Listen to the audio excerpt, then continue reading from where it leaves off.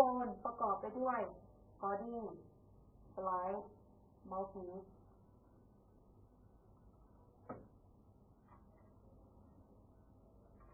การประกอบทำบนอันดับแรกนำโพสต์สไลด์ต่อกับ body แล้วหมุน zipper ring ให้แน่น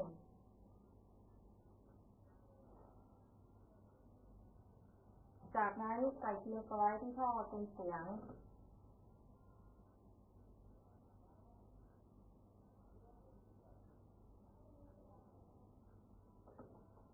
ใส่สไลด์ออยล์ที่ออโต้สไลด์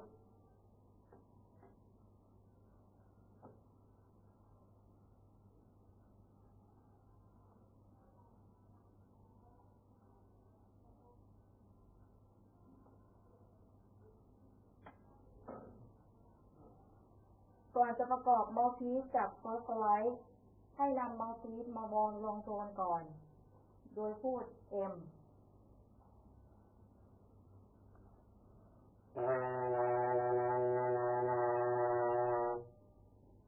จากนั้นเสียบเมาส์พีซกับเฟิร์สสไลด์ลักษณะการนั่งหลังตรงขึ้นเก้าอี้เท้าขนานกับพื้น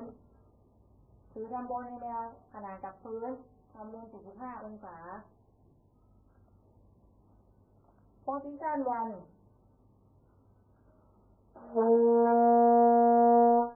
สไลด์จะอยู่ที่เดิม Position 2 สไลด์จะเลื่อนมาข้างหน้าเล็กน้อย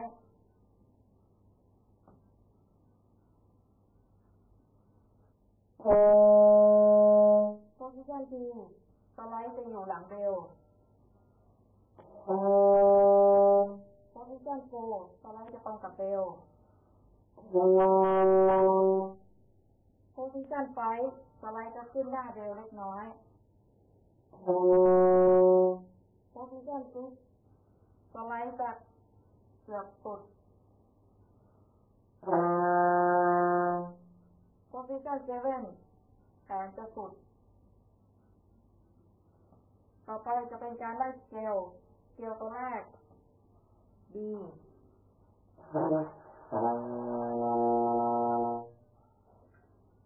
เกลต่อไป C สเกลต่อไป D สเกลต่อไป E สเกลต่อไป F สเกลต่อไป G สเกลต่อไป A สเกลต่อไป D ก่อนจะเป่ากับวงทุกครั้งต้องทำการจูนเสียงที่ท่อจูนเสียงก่อนโดยเทียบเสียงพอสตี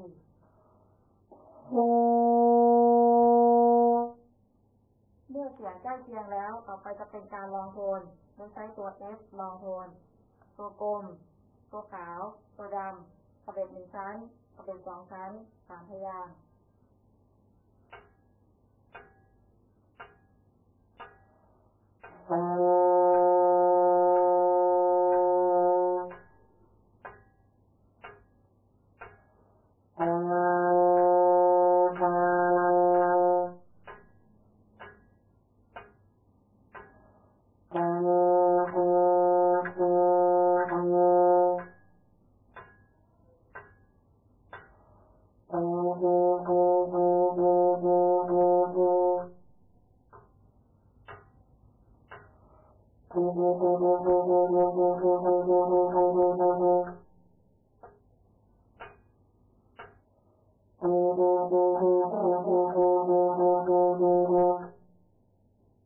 ต่อไปจะเป็นการเก็บคอมโบน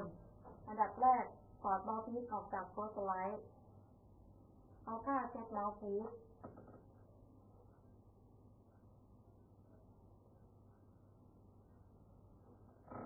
นำผ้าเช็ดบอดี้และสไลด์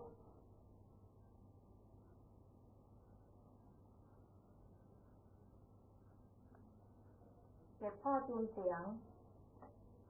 ถอดสไลด์ออกจากบอดี้